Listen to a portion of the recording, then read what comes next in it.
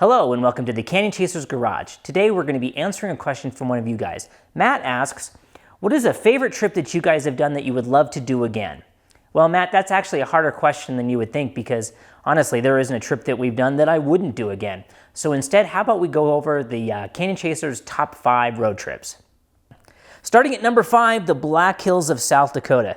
Now, everyone relates this to the massive Sturgis motorcycle rally that takes place every August, but there is a reason why this has been a gathering point for American bikers for a century. The riding in the area is magnificent and the views are just as good, with the centerpiece being the Peter Norbert Scenic Byway, which loops and twists and pigtails its way through the Black Hills, punching holes through mountains to offer perfectly framed views of Mount Rushmore. Top tip, go 1 week after the Sturgis motorcycle rally. All the bikers are headed for home and all the campers and Winnebagos that were scared away by the bikers haven't returned yet. Number 4 would be the Pacific Northwest, particularly any of Northern California and Oregon. The Pacific Northwest, especially from Monterey North, is what we've affectionately called motorcycle land. The sheer number of tight, twisty, serpentine, single-lane roads is just indescribable. And the further you go north, the less traffic you'll see. But roads can change in the space of a single corner, from fast sweeping race tracks in the sky to single lane paved goat trails, so you got to be on your toes, but it for sure keeps things fun.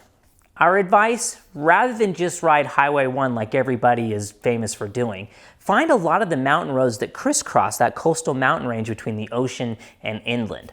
Also, be sure to seek out the Lost Coast that can be found just south of Ferndale, California. Number 3 would be Banff, Jasper, Vancouver Island, and pretty much all of British Columbia.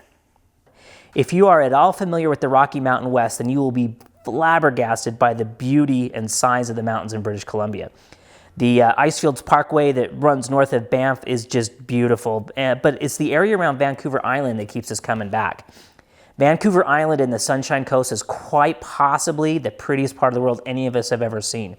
And the greatest part about riding out here is that motorcycles get priority boarding on ferries, which means bikes are the first off the boat, which means you get to have 2 hours of no cars in front of you. Our tip, August and September tend to be the driest months for this part of the year.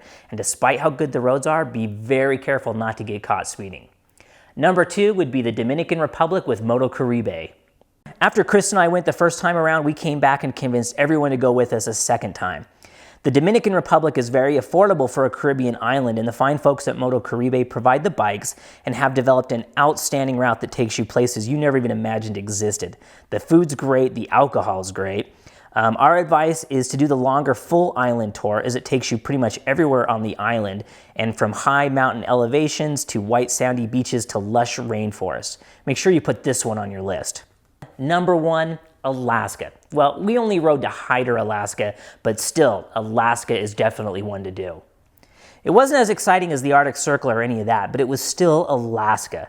Once into Hyder, you can ride a graded dirt road to the top of a glacier, watch bears pull salmon from streams, and get Hyderized at the friendliest bar since Northern Exposure went off the air.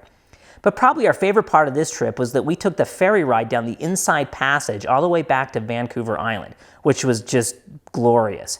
And it allowed us the opportunity to ride the Sunshine Coast in Canada again. Top tip, we can attest that Canadians are indeed the friendliest people in the world, but the same cannot necessarily be said of Canadian law enforcement. Be very, very polite when dealing with Canadian law enforcement of any kind. You can also learn more about all of these trips on our website in the Travelog section. And Matt, we hope we answered your questions sufficiently.